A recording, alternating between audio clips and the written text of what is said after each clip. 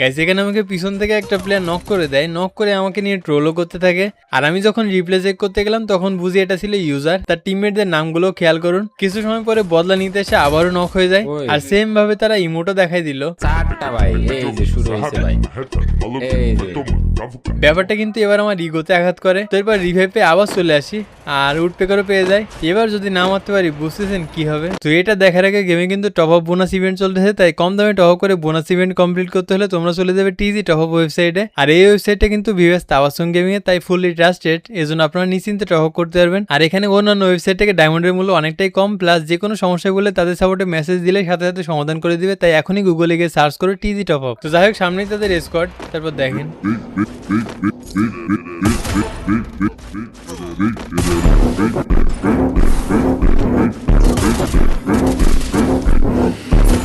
Finally তাদের স্কোয়াডে 3টাকে মারি। আর লাস্ট প্লেয়ারকে না মারতে পারলে কিন্তু রিভেঞ্জ কমপ্লিট হবে না, যে জন্য তাকে খুঁজতে থাকি। সামনে একটা লেডি ছিল, তাকে ওয়ান ট্যাপ দিয়ে দিই। লেডিকে নক করার জন্য তার বিয়ে হয়তো দূর থেকে মারার চেষ্টা করে, আর তাকে নক করে দিই।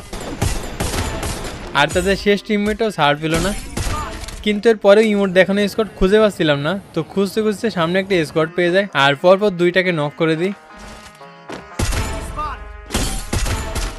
নক করে তাদের লঞ্চ প্যাড ইউজ করে তাদের উপরে রাশ করে দিই। তো তারপর দেখেন